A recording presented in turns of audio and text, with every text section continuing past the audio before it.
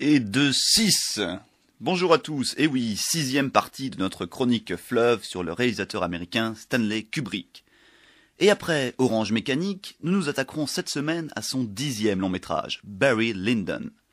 Et la musique que vous venez d'entendre, le second mouvement du 2e trio pour piano et cordes de Franz Schubert, est l'une des musiques les plus fameuses de la très riche bande originale de ce film, avec bien sûr la sarabande d'Handel, qu'on avait écoutée il y a quelques semaines. Après Orange Mécanique, Kubrick commence à avoir un certain succès, et se voit proposer différents projets, comme notamment l'adaptation du roman de William Peter Blatty, L'Exorciste. Mais cela ne l'intéresse pas. Le projet est donc confié à William Friedkin, avec le succès qu'on lui connaît. Kubrick vient de clore une trilogie de 3 films de science-fiction, mais de styles très différents, Docteur Folamour, 2001 l'Odyssée de l'espace et Orange Mécanique. Il commence donc à en avoir un peu marre de parler du futur, et il s'intéresse donc au passé. À vrai dire, il s'y était déjà intéressé, juste après la sortie de 2001. Il avait en effet travaillé sur un projet de film historique d'envergure autour de la personnalité de Napoléon Bonaparte. Malheureusement, le projet, trop onéreux, ne trouva pas financeur. Et frustré de cet échec, mais enthousiasmé face au succès d'Orange Mécanique, il se dit que cette fois, c'est le bon moment pour le film historique. Ce ne sera pas Napoléon, car Kubrick se refuse de revenir sur un projet qui a échoué, mais une adaptation des Mémoires de Barry Lyndon, roman picaresque, faussement autobiographique de l'écrivain anglais du XIXe siècle William Makepeace Thackeray. Le film sera simplement appelé Barry Lyndon, et raconte, comme le livre, l'histoire de l'ascension sociale et de la chute d'un jeune Irlandais sans argent, mais plein de persévérance et d'audace, Redmond Barry, qui deviendra Barry Lyndon, après avoir épousé une riche et noble lady, le tout dans l'Angleterre fastueuse du XVIIIe siècle. À l'instar du roman, le film se divise en 2 parties, dont les titres à eux seuls se suffisent comme résumé. Première partie, comment Redmond Barry a acquis la manière et le titre de Barry Lyndon. Et seconde partie, relation des malheurs et désastres qui menèrent Barry Lyndon à sa chute. Le tout se terminant sur un épilogue qui dit « Ce fut sous le règne du roi George III que ces personnages vécurent et se querellèrent. Bons ou mauvais, beaux ou laids, riches ou pauvres, ils sont tous égaux maintenant. » Pour ce qui est de l'histoire, elle est très proche du roman, bien que Kubrick, comme à son habitude, y ait ajouté quelques éléments, comme le duel de la fin ou la discussion entre 2 officiers anglais homosexuels. Mais c'est au niveau de l'esthétique avant tout que Barry Lyndon est un chef-d'œuvre. Car Kubrick souhaitait au maximum faire ressentir l'atmosphère de cette société anglaise de l'époque géorgienne. Alors, pour filmer les plans extérieurs, et notamment les scènes de bataille, Kubrick utilise des focales de 18 et de 25 mm. Ça ne vous dit peut-être rien, mais en général la focale moyenne est de 33 mm.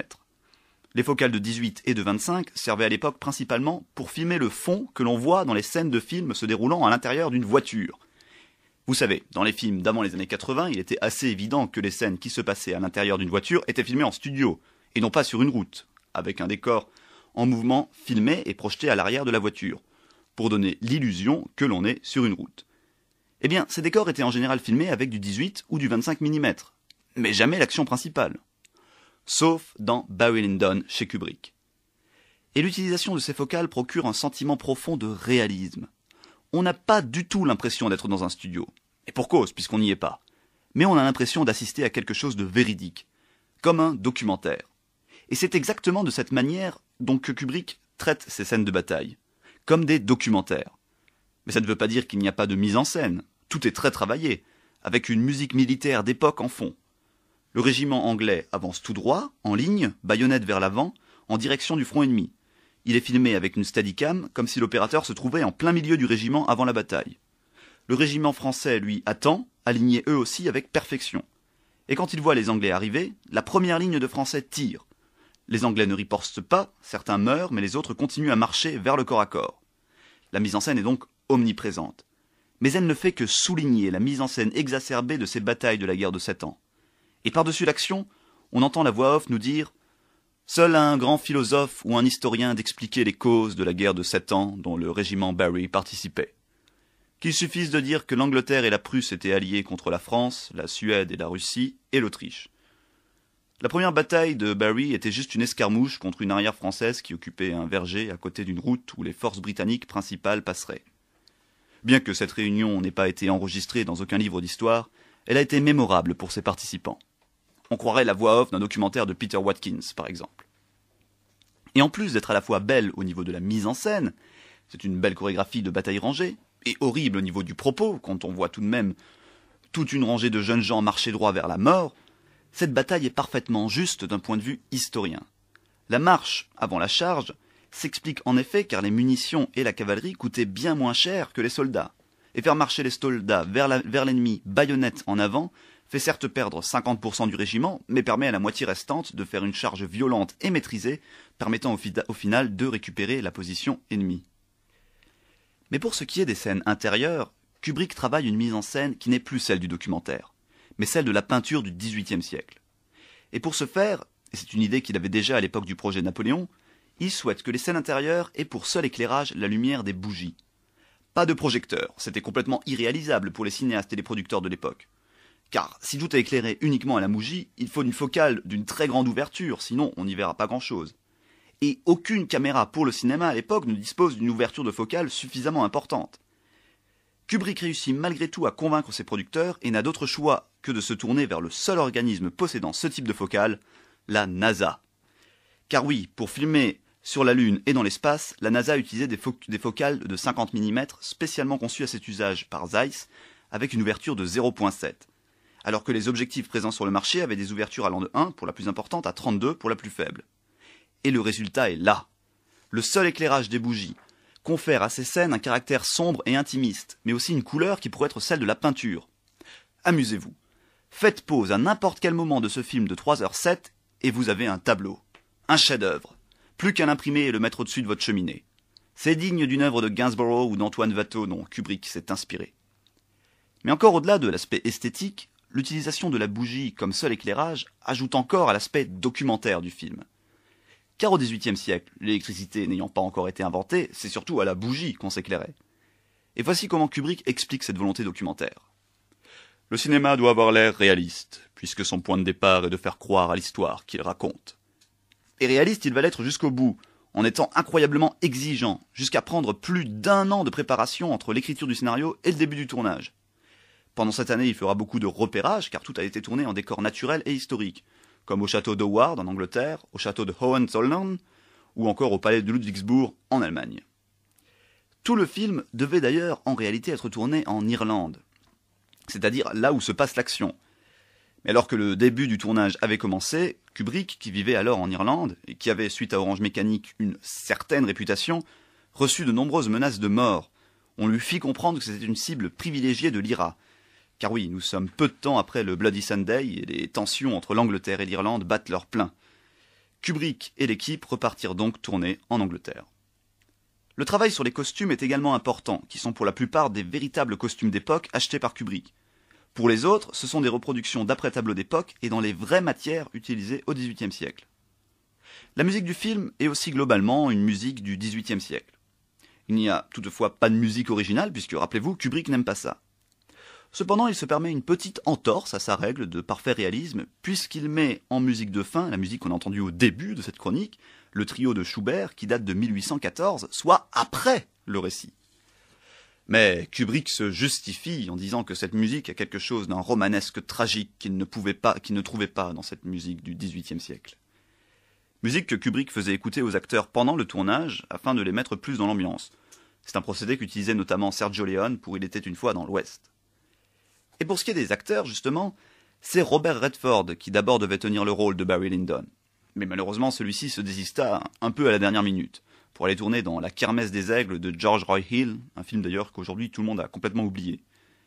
Kubrick se tourna alors vers Ryan O'Neal. Alors, Ryan O'Neal, je suis sûr que presque personne ne le connaît, mais pourtant, c'était une star dans les années 70. L'année de la préparation de ce film, en 1974, c'est le deuxième acteur américain le plus bankable, après Clint Eastwood et avant Burt Reynolds. Car il faut savoir que la Warner Bros, pour financer le film, a posé à Kubrick la condition d'avoir en rôle titre l'un des 10 acteurs au top du box-office. Alors, après les années 70, Ryan O'Neal s'est un peu égaré. Les fans de l'épisode 13 de la saison 1 de Desperate Housewives se souviennent peut-être de son rôle de Rodney Scavo, mais pour les autres, il restera pour toujours Barry Lyndon. Alors, les plus mauvaises langues diront que c'est Kubrick qui a dégoûté Ryan O'Neal du métier d'acteur, puisque dans la dernière scène de Barry Lyndon, le personnage devait avoir l'air complètement épuisé moralement et physiquement. Et pour rester dans la logique du maximum de réalisme, Kubrick va épuiser moralement et physiquement Ryan O'Neal. Comment ? En tournant plus de 50 fois de suite le même plan. Sans pause. Et ça marche, puisque Ryan O'Neal a dans le film certainement le plus beau rôle de sa carrière. À sa sortie, le film a eu un bon succès critique, 7 nominations et 4 Oscars, mais ni l'Oscar du meilleur film, ni du meilleur réalisateur. Le film est salué par ses pairs, notamment pour sa beauté visuelle. Paul Newman dit de Kubrick « Je crois qu'il n'y a probablement que 2 cinéastes vraiment originaux dans ce pays. L'un est Kubrick, l'autre Cassavetes. Cela ne signifie pas nécessairement qu'ils sont bons, mais ils sont originaux. Bon c'est toujours ça. » Mais cependant, le film est un terrible échec au box-office.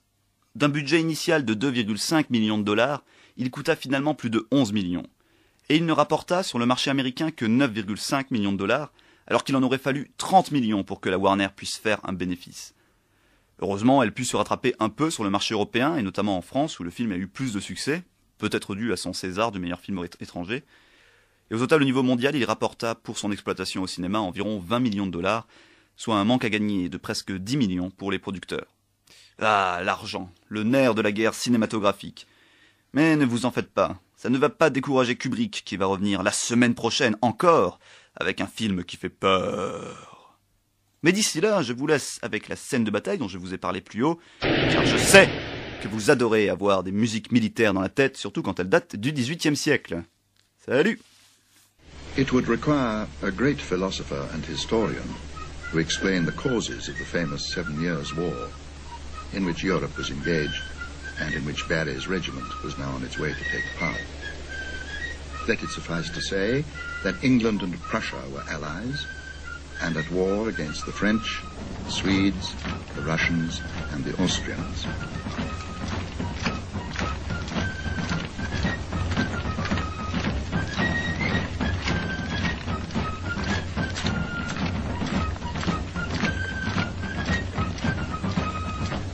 Barry's first taste of battle was only a skirmish against a small rearguard of Frenchmen who occupied an orchard beside a road down which a few hours later the English main force would wish to pass.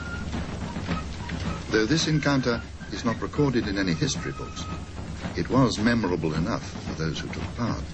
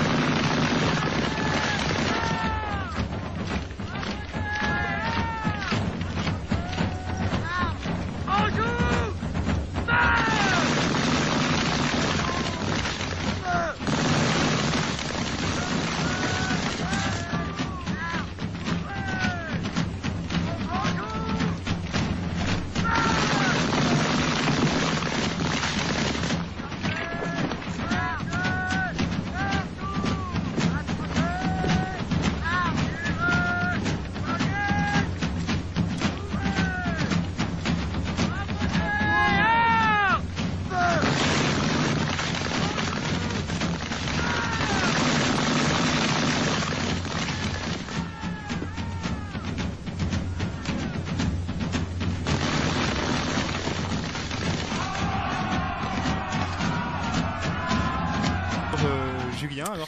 Ouais,